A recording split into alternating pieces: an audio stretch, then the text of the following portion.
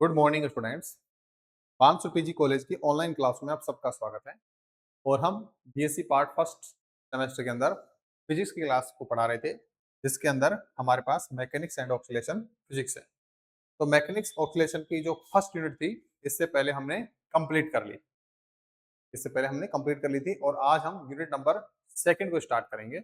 और unit number second के अंदर हम क्या क्या पढ़ने वाले हैं, ये मैं आपको एक बार बता देता हूँ। ठीक है, तो यूनिट नंबर जो सेकंड है, उसके अंदर हमारे पास जो है कंटेंट, उस पे अंदर पहला है रोटेटिंग फ्रेम ऑफ रेफरेंस, यानी कि घूर्णी निर्देश तंत्र। जो जब निर्देश तंत्र घूर्णन कर रहे हैं, तब आपके पास जो निर्देशांक रूपांतरण या फिर गणितीय जो समीकरण जिससे हम रूपांतरण कर रहे हैं, वो क्या क्या होंगे। यानी कि हमारे पास दो फ्रेम है, एक स्थिर निर्देश तंत्र है और एक रोटेटिंग यानी घूर्णी निर्देश तंत्र है। तो उन दोनों निर्देश तंत्रों में क्या संबंध होता है, उस संबंध को अपन निकालेंगे। उसके अलावा हमारे पास है सेकंड पेंसुडो फोर्स, जिसको बोलते हैं आभासी बल। कि आभासी बल किस प्रकार के होते हैं, तो हमने इससे पहले एक बात पढ़ी थी कि हमारे पास दो तरह के निर्देश तंत्र होते हैं। एक होता है जड़त्वीय निर्देश तंत्र और एक होता है अजड़त्वीय निर्देश तंत्र। ठीक है, तो जड़त्वीय निर्देश तंत्र क्या होता है कि एक निर्देश तंत्र स्थिर है और दूसरा निर्देश तंत्र उस निर्देश तंत्र के आगे एक समान वेग या कांस्टेंट वेलोसिटी से मूव कर रहा है। तो उसमें क्या होगा कि जो हमारे पास पहले निर्देश तंत्र में फिजिक्स के जो नियम है लागू होते हैं, वही सेम नियम दूसरे निर्देश तंत्र में लागू हो जाते हैं। लेकिन जब हम अजड़त्वीय निर्देश तंत्र की बात करते हैं, तो उसमें क्या होता है कि यदि हमारे पास एक निर्देश तंत्र स्थिर है और उसके सापेक्ष एक दूसरा निर्देश तंत्र जो कि असमान वेग से गति कर रहा है या घूर्णन कर रहा है, तो वहां पर हमारे पास जो फिजिक्स के नियम है वो पहले निर्देश तंत्र में तो लागू होंगे, लेकिन जो घूर्णन करने वाला और जो हमारे पास असमान वेग से गतिशील जो निर्देश तंत्र उसमें लागू नहीं होते। अब हमने एक परिभाषा पढ़ी छोटी सी, उस परिभाषा के अनुसार ये था कि यदि हमारे पास किसी वस्तु पर लगाया गया बाह्य बल 0 है, तब भी दूसरे निर्देश तंत्र में लगाए गए वो दूसरे निर्देश तंत्र में जो वस्तु है उस पर हमारे पास एक बल लगता हुआ प्रतीत होता है। यानी कि आपके पास दूसरे निर्देश तंत्र में यदि किसी वस्तु पर कोई बल नहीं लगाया जा रहा, फिर भी उस वस्तु पर एक बल लगता हुआ प्रतीत होता है, और ऐसे बलों को हम बोलते हैं आभासी बल। तो हम ये देखेंगे कि आभासी बल जो है वो कितना तो होता है और कैसे लगता है। यानी कि जब हमने बोला कि वस्तु पर हमने कोई बल ही नहीं लगाया, तो फिर वस्तु गतिशील कैसे दिखाई दे रही है। तो गतिशील दिखाई देने का मतलब है कि वहां पर कोई ना कोई ऐसा फोर्स तो है जो लग रहा है, और जो ऐसे फोर्स लग रहे हैं उसको अपन आभासी बल बोल रहे हैं। तो सबसे पहले तो हम ये देखेंगे कि रोटेटिंग फ्रेम क्या होता है, और उसके बाद रोटेटिंग फ्रेम के अंदर जब वस्तु का त्वरण 0 था, तब बल 0 था, उसके बाद वहां पर बल कहां से आया, उस बल की कैलकुलेशन करेंगे, जो हम टेंशन ऑफ फोर्स के अंदर पढ़ेंगे। तीसरा हमारे पास है मोशन इन लिफ्ट। तो ये जो मोशन इन लिफ्ट है, ये हमारे पास एग्जाम्पल है टेंशन ऑफ फोर्स का, या आभासी बल का एक उदाहरण है, जिसको हम डिटेल से पढ़ेंगे कि आभासी बल किस तरह से तो काम करते हैं, गति की डायरेक्शन करते हैं या विपरीत करते हैं, जो भी है हम सब डिटेल से पढ़ने वाले हैं। उसके बाद हमारे पास एक है कोरिलेस बल। तो जो पेंसिडो फोर्स है उसी का एक उदाहरण है पेंसिडो फोर्स। ये पेंसिडो फोर्स की गति का उदाहरण है और ये पेंसिडो फोर्स का उदाहरण है, जिसको हम बोलेंगे कोरिलेस फोर्स। तो इस सेकंड नंबर यूनिट के अंदर हम कोरिलेस बल को पूरे डिटेल से और डिस्क्राइब फॉर्म में पढ़ने वाले हैं। किस तरह लगता है, कैसे लगेगा, कितना वेग होता है, सारे न्यूमेरिकल सब कुछ इसके अंदर हम शामिल करेंगे। तो अगले पार्ट पर जब सबसे पहला जो पार्ट है वो हमारे पास है फ्रेम ऑफ रोटेटिंग या रोटेटिंग फ्रेम ऑफ रेफरेंस, यानी कि घूर्णी निर्देश तंत्र हमारे पास जो है उसके अंदर हमारे पास जो रूपांतरण समीकरण होंगे वो कैसे होंगे और उनको कैसे कैलकुलेट करेंगे, सबसे पहले हम वो देखते हैं। तो हम शुरू करते हैं। देखिए, तो रोटेटिंग फ्रेम के अंदर हम ये देखेंगे, सबसे पहले हमारे पास घूर्णी निर्देश तंत्र है। हमारे पास क्या है, घूर्णी निर्देश तंत्र है। और घूर्णी निर्देश तंत्र के अंदर देखो, हमारे पास पहले हम डायग्राम बना लेते हैं। पहले हमारे पास एक निर्देश तंत्र है, ये वाला, ये एक निर्देश तंत्र है जिसका मूल बिंदु है O, ये एक्सेस है Y और ये एक्सेस है X और ये हमारे पास Z एक्स है। ठीक है, ये हमारे पास कौन सा है, Z एक्स है। अब यहां पर हम कोई बिंदु P ले लेते हैं, यहां पर ये हमारे पास कोई बिंदु P है, और P बिंदु पर पी बिंदु से यदि हम एक लंब डालें एक्स अक्ष पर तो ये y की वैल्यू को प्रदर्शित करेगा, और यदि हम y वैल्यू पर लंब डालें तो ये x की वैल्यू को प्रदर्शित करेगा। यानी कि ये वैल्यू और ये वैल्यू x है, तो ये x की वैल्यू है और ये y की वैल्यू, और इसके जो कोऑर्डिनेट्स होंगे, निर्देशांक होंगे, वो रहेंगे x, y। कोई दिक्कत? हम इसका नाम दे देते हैं, इसका नाम दे देते हैं a और इसका नाम दे देते हैं b। आई होप कि आपको समझ में आया होगा। उसके बाद अब हम एक दूसरा निर्देश तंत्र लेते हैं जिसको नाम देंगे एस डैश। तो ये हमारे पास एक दूसरा निर्देश तंत्र है, इसमें जेड अक्ष तो जो है वो संपाती है और ओ डैश जो है वो भी संपाती, लेकिन जो एक्स अक्ष है और वो जो वाई अक्ष है वो घूर्णन कर रहे हैं। वो क्या कर रहे हैं? घूर्णन कर रहे हैं। ये जो टॉपिक है उन्हें पिछली बार भी पढ़ा था, लेकिन उसमें एक चीज थी, उसमें ये थी कि हमारे पास जो निर्देश तंत्र है वो एक निश्चित कोण पर झुके हुए हैं, लेकिन यहाँ पर झुकाव के अलावा वो घूर्णन गति कर रहे हैं, दोनों में फर्क है, ठीक है ना? तो घूर्णन कर रहे हैं तो हमारे पास ये जो कोण होगा ये थीटा बराबर ओमेगा टी के बराबर होगा। क्या बराबर? ओमेगा टी के बराबर होगा। तो हम क्या कर रहे हैं कि इस से इस अक्ष पर एक लंब डालेंगे तो ये रहेगा हमारे पास y डैश का मान। तो ऐसे ही हमारे पास x अक्ष पर लंब जो डाला जाएगा वो हमारे पास रहेगा x और डैश, ठीक है? तो x डैश लंब पर, x डैश अक्ष पर जो लंब डाला गया है वो y डैश है, और जो y डैश पर लंब डाला गया है उसकी वैल्यू x डैश है, और इसको नाम देंगे c और t। अब हम कुछ रचनाएं करते हैं इसमें, ठीक है ना? वो रचनाएं आपको दिखेंगे। एक रचना तो क्या करते हैं हम, यहां से हम एक सीधा लंब इसके ऊपर डालते हैं, ये इसको नाम दे देते हैं A B C D E, और ये बिंदु रहेगा एफ। इस तरह से ये हमने क्यों डाला? ताकि हमारे पास डी से एफ और ओ से ए की वैल्यू सेम हो जाए, और ये जो यहाँ पर कोण बनेगा वो वही कोण रहेगा जो कोण झुक रहा है। यहाँ पर एक चीज तो ये है कि जो थीटा होगा ना, थीटा, थीटा की जो वैल्यू है वो हमारे पास यहाँ पर ऐसे रहेगी, ओमिका टी की फॉर्म में, जहां पर ओमिका जो है वो निर्देश तंत्र का वेग है, निर्देश तंत्र का वेग कहलाता है। और वेग भी कौन सा? कोणीय वेग। वेग भी कौन सा? कोणीय वेग। हम ये मान के चलते हैं कि हमारे पास एक निर्देश तंत्र एस है, ये जो निर्देश तंत्र ये एस है, और ये जो निर्देश तंत्र है वो एस डैश है। तो हम ये मान के चलेंगे एक निर्देश तंत्र एस है और ये क्या है? S dash. यहाँ पर जो पी के निर्देशांक होंगे वो एक्स डैश और वाई डैश होंगे, और जेड में कोई परिवर्तन नहीं है, इसलिए जेड की बात हम नहीं करें। तो यहाँ पर आपने डायग्राम देखा, अब हम इसमें कैलकुलेशन करके निकालेंगे एक्स डैश और वाई डैश का जो मान है वो एक्स और वाई की फॉर्म में किस प्रकार से आता है, उसको अपन कैलकुलेट करेंगे। और इसको कैलकुलेट करने के लिए हम यहाँ पर शुरू करेंगे सबसे पहले एक्स डैश की वैल्यू। देखो हमारे पास जो एक्स डैश का मान है, यानी कि निर्देश तंत्र, निर्देश तंत्र जो एस डैश है में एक्स डैश का जो मान होगा वो क्या होगा? एक्स डैश का मान निकालना चाहते हैं। एक्स डैश का जो मान है वो हमारे पास क्या, देखो यहां से ये बिंदु P दिया था अपन ने, P से D की वैल्यू जो है एक्स डैश है, यानी कि P और D का जो मान है वो एक्स डैश है। आपको दिख रहा है सबको? ओके। हम इस वैल्यू को तोड़ सकते हैं D से F और F से P। हम इसको लिख सकते हैं PD की जो वैल्यू है वो D से F और F से P होगा, D से F और F से P होगा। दो भागों में तोड़ सकते हैं, ठीक है? अब एक चीज और भी है, हमारे पास यहाँ O से A की जो वैल्यू है वो हमारे पास x है, ये वैल्यू है x है, ठीक है? और ऐसे ही हमारे पास ये जो कोण होगा ये कोण भी कितना रहेगा? थीटा रहेगा। ये कोण भी कितना रहेगा?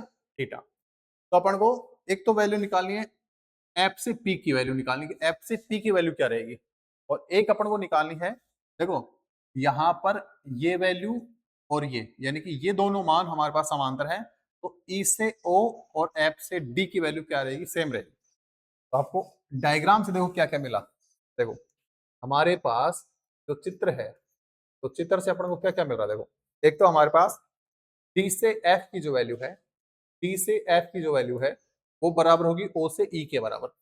ओ से और ई के बराबर, एक चीज ध्यान रखेंगे ये, ठीक है। बस अपन को अभी इसको सोल्व करने के लिए तो अपन को ये ध्यान रखना है।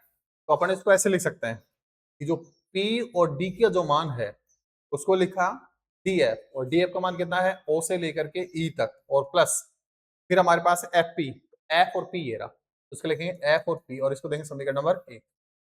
क्लियर।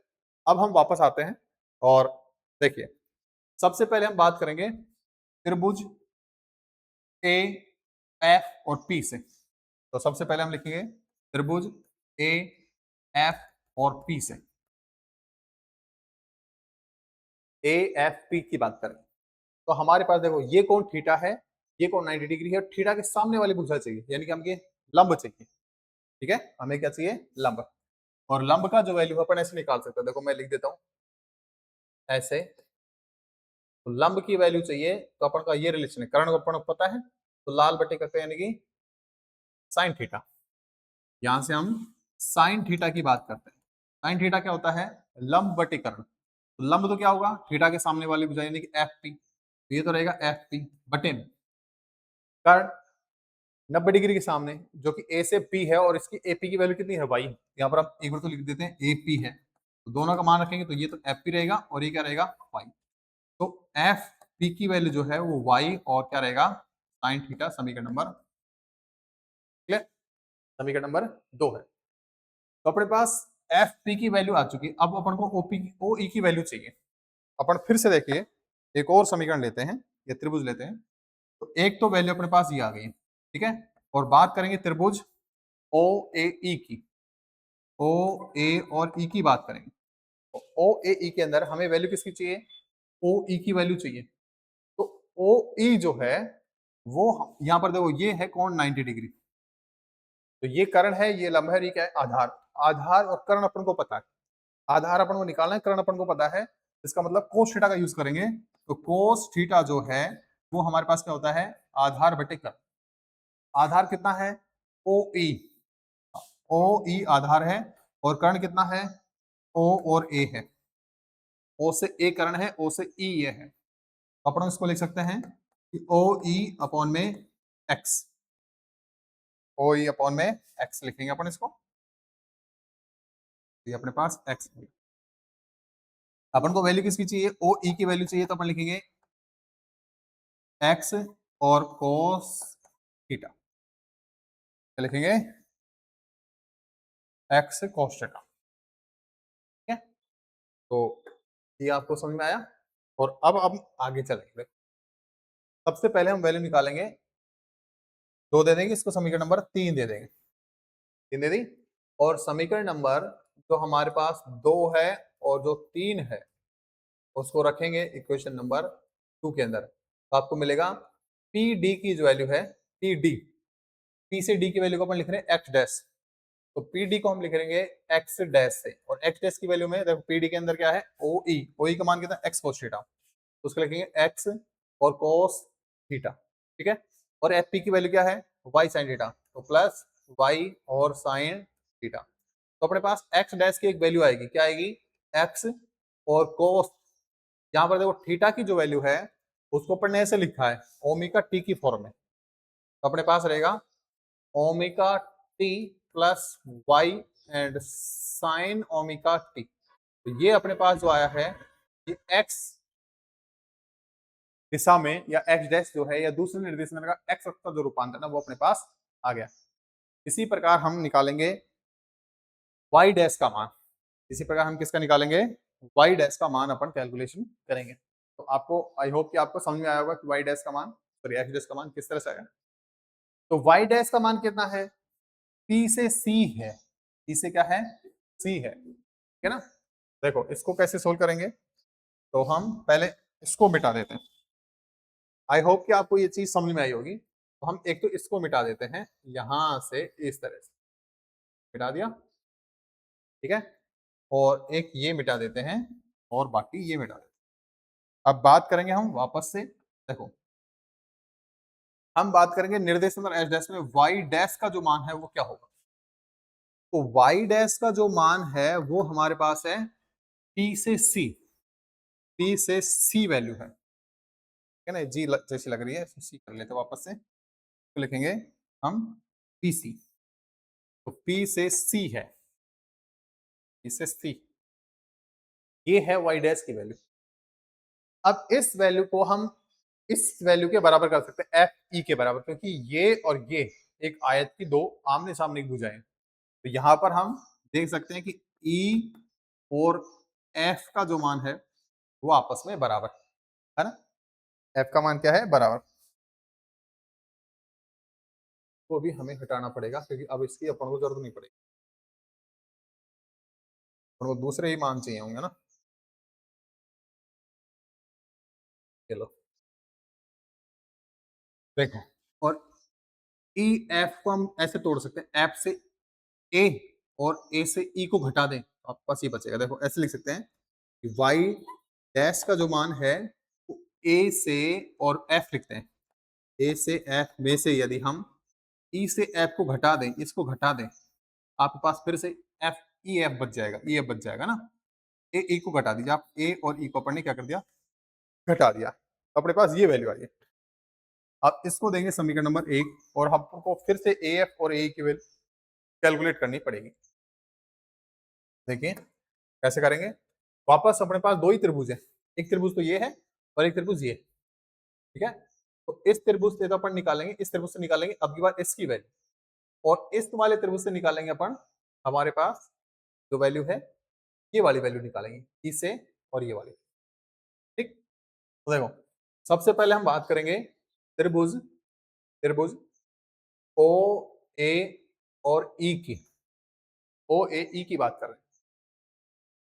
तो ओ ए के अंदर देखिए आप कि हमारे पास आपको वैल्यू कौन सी चाहिए, आपको चाहिए ए ई की वैल्यू, आपको सबसे पहले पहले वैल्यू चाहिए ए ई की, ए और ई की वैल्यू चाहिए, ठीक है, ए और ई की वैल्यू चाहिए।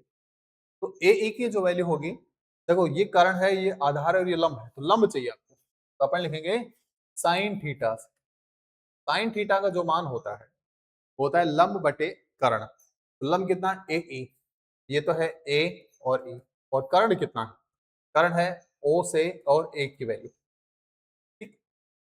तो अपन वैल्यू रखेंगे, तो साइन थीटा का जो मान है वो ए ई तो ऐसे कैसे रहेगा, लेकिन ओ ए की वैल्यू कितनी है, एक्स। ए और ई का जो मान है वो हमारे पास आएगा एक्स और कोस थीटा, ये हमारे पास समीकरण नंबर 2 हो जाएगी, क्लियर। अब वैल्यू किसकी चाहिए, ए एफ की चाहिए, ठीक है ना, ए और एफ की वैल्यू चाहिए अपन को। तो देखो अपन ने ए एफ की वैल्यू इस समीकरण से या इस त्रिभुज से निकालनी, तो त्रिभुज अपने पास जो है वो क्या है, ए पी एफ से, ए पी और एफ से अपन निकालेंगे, ठीक है, ए पी और एफ से अपन वैल्यू निकालेंगे। ये 90 डिग्री है तो अपन को ये वाला चाहिए, ये आधार है, ये कर्ण है और ये लंब है, तो लंब की वैल्यू चाहिए, ठीक है। तो नहीं, आधार की, लंब तो कौन सा रहेगा, थीटा के सामने, आधार की वैल्यू चाहिए। तो आधार के लिए अपन क्या करेंगे, कोस थीटा का इस्तेमाल करेंगे। तो कोस थीटा क्या कहता है, आधार ए से एफ, आधार ए से एफ है, और कर्ण कितना है, ए से पी, ए पी इसका कर्ण है, तो अपन लिखेंगे ए एफ का जो मान है वो A P and cos theta है, ए पी कोस थीटा। देखो अपन को ए एफ की जो वैल्यू मिलेगी वो मिलेगी ए पी, ए से पी की वैल्यू कितनी है, y, y and cos theta, समीकरण नंबर। तो अपने पास दोनों वैल्यू आ गई हैं, ए एफ और ए की, दोनों की वैल्यू आप रख दीजिए। देखिए इक्वेशन नंबर जो अपने पास 3 है और जो 4 है उसको रखेंगे इक्वेशन नंबर 1 के अंदर, तो अपन को मिलेगा वाई डैश का जो मान है वो कितना मिलेगा, है वाई डैश का मान मिलेगा ए एफ, और ए एफ का वैल्यू कितना है, वाई कॉस थीटा, और माइनस का अपन को मिलेगा ये ए ई का मान, ए का मान कितना है, एक्स कोस थीटा। अपन ने ये सॉरी गड़बड़ किया ना, यहाँ पर देखो ये गड़बड़ हो गया, यहाँ पर और यहाँ पर भी, देखो ये साइन थीटा था तो यहाँ पर ये साइन थीटा की फॉर्म में आएगा, ठीक है। तो वाई डैश का मान क्या है, ए एफ, और ए एफ का मान क्या है, वाई कोस थीटा, कितना है वाई एंड कोस थीटा, और माइनस क्या है, ए ई है, और ए ई का मान क्या है, एक्स साइन थीटा, एक्स और साइन थीटा। तो हम y डैश को लिख सकते हैं y cos omega T minus x और साइन ओमेगा टी। ये अपने पास वैल्यू मिलती है, ये अपने पास वैल्यू मिलेगी। तो ये जो रूपांतरण है ये y दिशा में अपने पास रूपांतरण है। और इसी प्रकार अपने पास x वाला क्या आया था, x वाला जो आया था वो अपन ने लिखा था सबसे पहले टी एफ को, यानी कि x के साथ तो अपन ने x के साथ cos थीटा, तो x cos थीटा यानी कि omega t plus y and sine omega t अपन ने ये वाला x के लिए लिखा था। क्लियर? तो ये जो है x डैश और y डैश ये हमारे पास घूर्णी निर्देश तंत्रों में रूपांतरण समीकरण कहलाते हैं। इसका नाम नहीं है, वैसे तो वहां पर तो अपन गैलीलियन रूपांतरण समीकरण पढ़ते थे, यहाँ पर इसका कोई पर्टिकुलर नाम नहीं है, केवल रूपांतरण समीकरण है। और यहाँ पर एक चीज और है, इस समय पर डिपेंड कर रहे हैं, ये टाइम पर डिपेंड कर रहे हैं। जैसे जैसे समय बढ़ता है इसमें x और y के मान परिवर्तित होते रहते हैं, ये अपन ध्यान रखेंगे। तो जब हम दो निर्देश तंत्र लेते हैं जिसमें एक निर्देश तंत्र स्थिर है जिसको नाम दिया हमने s, और दूसरा जो है s डैश वो क्या है, घूर्णी निर्देश तंत्र, ये घूर्णन करने वाला है। तो घूर्णन करने वाले निर्देश तंत्र में ये रूपांतरण समीकरण परिवर्तित हो जाते हैं। तो ये से जो निर्देश तंत्र हैं जो किसी निश्चित कोण से घूम रहे हैं, जो थीटा बराबर ओमेगा टी से घूम रहे हैं, ऐसे निर्देश तंत्र को बोलेंगे अपन अजड़त्वीय निर्देश तंत्र, अजड़त्वीय निर्देश तंत्र बोलते हैं। ठीक है, क्या बोलेंगे, अजड़त्वीय निर्देश तंत्र हम। आई होप कि आपको ये चीज समझ में आई होगी। अगला जो टॉपिक है उस पर अपन चलते हैं। देखिए, को हटा देते हैं और अगला जो टॉपिक है वो हमारे पास है पेन-सुडो फोर्स। क्या है, पेन-सुडो फोर्स, और इसको अपन लिखते हैं,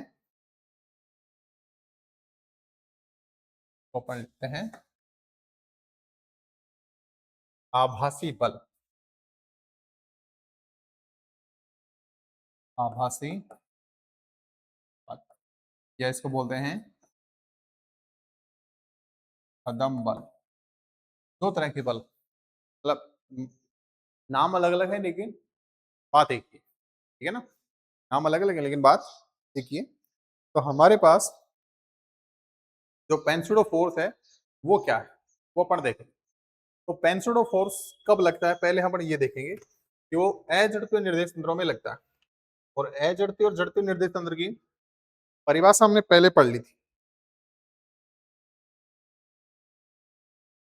जड़त्वीय और अजड़त्वीय निर्देश तंत्र की परिभाषा हमने पहले पढ़ ली थी, लेकिन पेन-सुडो फोर्स को पढ़ने से पहले एक बार फिर से हम उसको समझेंगे, जड़त्वीय और अजड़त्वीय निर्देश तंत्र क्या होता है।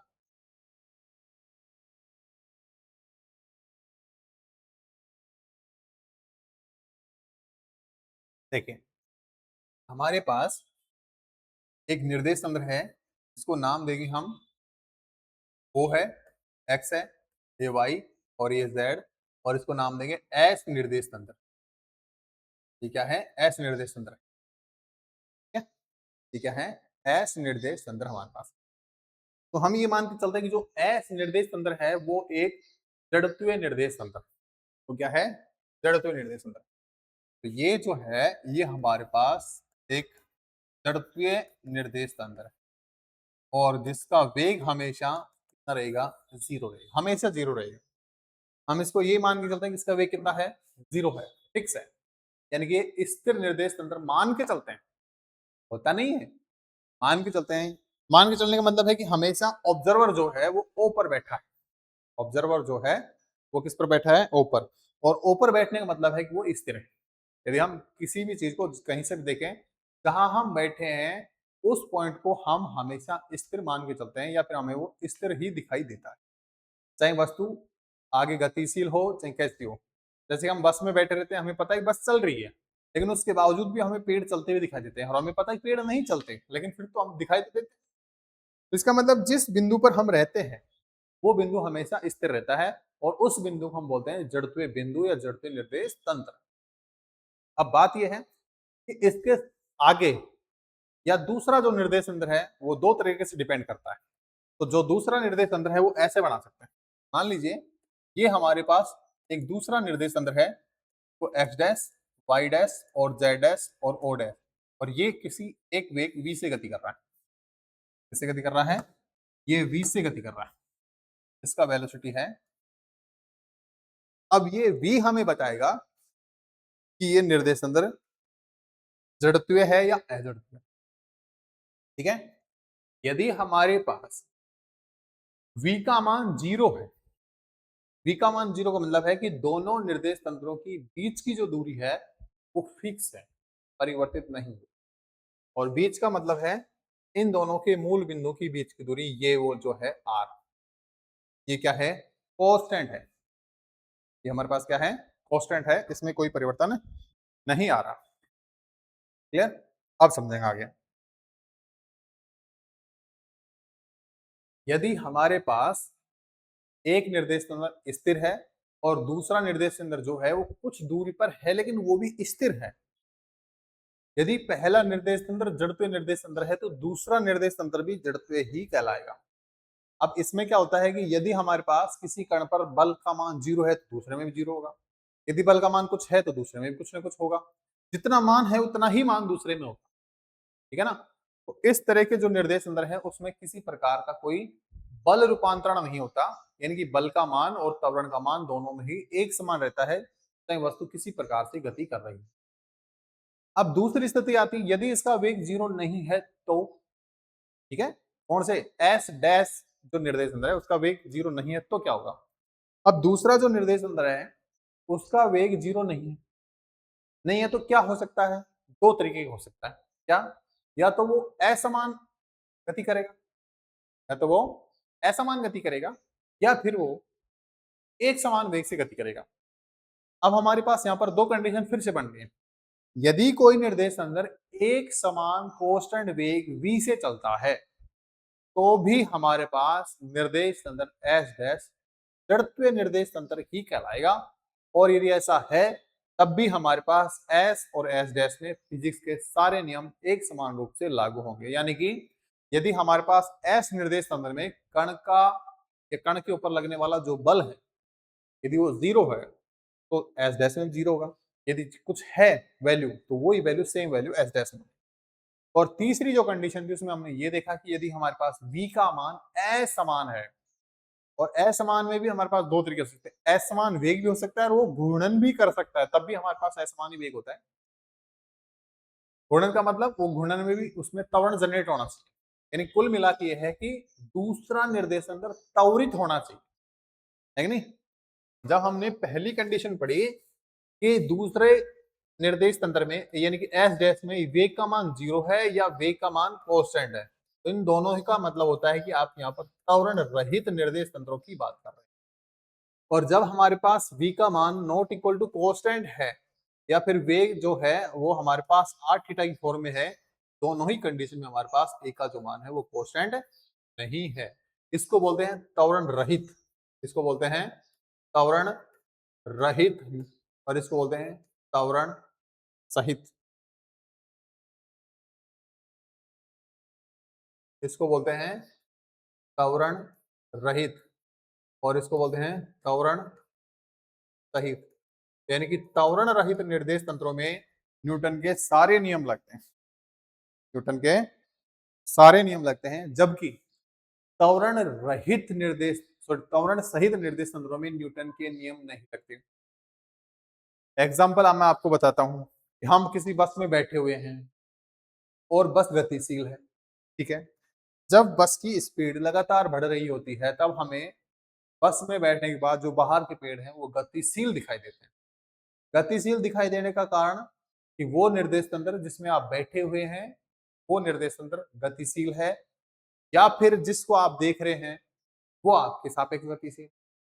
तो वहां पर हमारे पास किसी प्रकार का कोई बल नहीं लगाया गया, यानी कि पेड़ों पर हमने कोई बल नहीं लगाया। हमें पता है पेड़ स्थिर है, हमने वहां पर कोई बल भी नहीं लगाया। हमारे हिसाब से बल का मान 0 होना चाहिए, लेकिन फिर भी हमें बस से बैठे हुए वो पेड़ गतिशील दिखाई देते हैं। कैसे दिखाई देते हैं? गतिशील दिखाई देते हैं। इसका मतलब उनके ऊपर एक ऐसा बल लग रहा है जिस बल की वजह से हमें दिखाई दे रहा है, ऐसे गतिशील दिखाई दे रहा है। हमें पता है कि बल नहीं लग रहा, ठीक है, बल नहीं लग रहा तो हमें न्यूटन के हिसाब से ये मानना चाहिए कि वो स्थिर है तो स्थिर रहेगा, क्योंकि बल ही नहीं लग रहा, स्थिर रहना चाहिए, तो जड़ तो है, खड़ा हुआ है वो तो। लेकिन हमें दिख तो रहे हैं ना चलते हुए, हमें दिख तो रहे हैं चलते हुए, कैसे क्यों चल रहा है फिर वो, चलता हुआ क्यों फील हो रहा है? इसका मतलब कोई ना कोई एक ऐसा बल है जो उन पे लग तो रहा है, लेकिन हमें फील होता है, लेकिन वास्तव में वो लगता हुआ या लगता नहीं है। हमें केवल अनुभव होता है, दिखता है कि लग रहा है, लेकिन वास्तव में नहीं लगता। तो हमारे पास ऐसे बल जो किसी वस्तु पर लगते हुए प्रतीत होते हैं, वास्तव में नहीं लगते, ऐसे बलों को हम बोलते हैं छदम बल, छलने वाला बल। जैसे होता है छड़ावा, जो छलता है हमें, ऐसा ही छलता है, इसलिए हम इसको छदम बल या पेंसिल ऑफ फोर्स या आभासी बल, हमें आभास दिलाता है गति कर रहा पेड़, लेकिन वास्तविकता क्या है? पेड़ गतिशील नहीं है ना? ऐसे बल जो वस्तु पर लगते नहीं हैं, परंतु लगते हुए प्रतीत होते हैं। ये लगते नहीं है, लेकिन लगते हुए कैसे हो रहे हैं? प्रतीत हो रहे हैं। तो ऐसे बलों हम बोलते हैं छदम बल। क्लियर? तो हम कल इस बल के ऊपर निर्भर एक गति को पढ़ेंगे। जब हम लिफ्ट के अंदर गति करते हैं तब भी हमें छदम बल महसूस होता है। यदि हम किसी झूले में घूम रहे हैं तब भी हमें छदम बल महसूस होता है। पृथ्वी पर भी हमें कुछ वैल्यू या पृथ्वी पर भी एक्चुअल में हमें छदम बल महसूस होता है, लेकिन हम उसको मेजर नहीं कर पाते, उसकी वैल्यू तो त्वरण की जो वैल्यू कम होती है, इसलिए वो ना के बराबर रहती है। या फिर त्वरित जो निर्देशांक है, ट्रेन में चल रहे हो, एरोप्लेन में चल रहे हो या बस में चल रहे हो, तो त्वरित हैं, उनके अंदर भी हमें छदम बल महसूस होता है, पता नहीं। ठीक है? आई होप कि आपको समझ में आई होगी। और नेक्स्ट यूनिट के अंदर हम ये देखेंगे कि कोई एक पर्टिकुलर गति के अंदर छदम बल किस प्रकार से कार्य करते हैं और कितना उसका प्रभाव होता है। दूसरा, हम छदम बल की एक प्रकार की कैटेगरी को पढ़ेंगे, किस प्रकार का, उसका नाम क्या होता है। यहाँ पर छदम बल का नाम हमने दिया, पृथ्वी पर जब गतियां होती है तो उस छदम बल को नाम देते हैं हम कोरलियस बल। उस कोरलियस बल को हम पढ़ेंगे कि जब हमारे पास किसी या कोई ट्रेन की गति की बात करें, तो पृथ्वी पर जब ट्रेन की गति हो रही है, बस की गति हो रही है, घोड़े की गति हो रही है, तो उस पर छदम बल लगता है नहीं लगता, और लगता है तो कितना लगता है, किस दिशा में लगता है, ये भी हम डिस्कस करेंगे।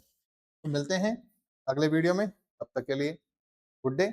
और यदि आपको किसी प्रकार की कोई दिक्कत हो तो आप कमेंट करके और हमें पूछ सकते हैं, तो हम आपको बता देंगे, कोई दिक्कत है तो।